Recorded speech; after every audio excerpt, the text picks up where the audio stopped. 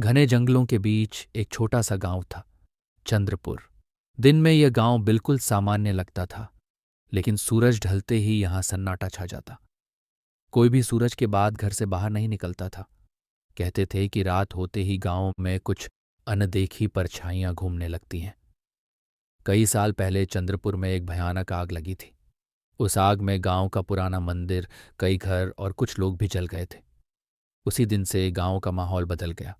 लोग कहते थे कि जिनकी उस आग में मौत हुई, उनकी आत्माएं अब भी यहीं भटकती हैं।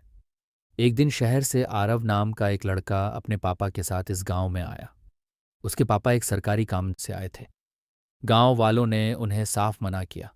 साहब, रात को बाहर मत निकलना। आरव को डरावनी बातों में दिलचस्पी थी। उसने यह सब सुना और मन ही मन तय कर लिया। आज रात में इस गांव की सच्चाई जान के रहेंगे। रात करीब 12 बजे, जब पूरा गांव सो गया, आरव चुपचाप अपने कमरे से बाहर निकला। चारों तरफ अजीब सी ठंडक थी। हवा में सरसराहट थी, जैसे कोई फुसफुसा रहा हो। अचानक उसे पुराने मंदिर की तरफ से घंटी की आवाज सुनाई दी। अरे, गांव वाले तो कह रहे थे कि यह मंदिर सालों से बंद है, फिर यहां से आवाज कैसे आ रही है? डरते डरते आरव मंदिर की ओर बढ़ा। जैसे ही वह पास पहुंचा, उसने देखा मंदिर के अंदर हल्की नीली रोशनी चमक रही थी। तभी एक ठंडी आवाज आई। तुम यहाँ क्यों आए हो? आरव की सांस रुक गई। उसके सामने एक धुंधली सी आकृति थी, जिसकी आंखें चमक रही थीं, लेकिन चेहरा दुख से भरा था, गुस्से से नहीं। आरव ने हिम्मत जुटाकर पूछा। आप कौन हैं? आकृति बोली। हम इस गांव के लोग हैं। हमारी मौत अचानक हुई थी। हमें कभी शांति नहीं मिली। आरव को एहसास हुआ कि ये आत्माएं डराने नहीं, बल्कि अपनी कहानी सुनाने आई हैं। उसने ध्यान से उनकी बात सुनी। मेरी मृत्यु आत्महत्या नहीं थी।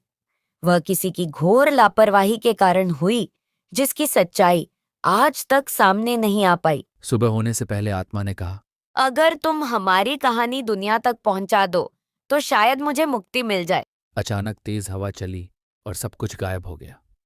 सुबह आरव ने अपने पापा को सब बताया।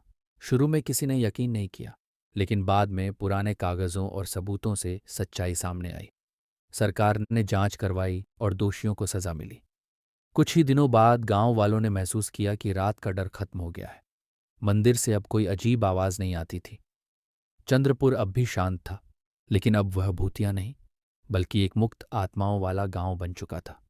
और आरव, वह कभी नहीं भूला कि कभी कभी डर के पीछे भी एक अधूरी कहानी छुपी होती है।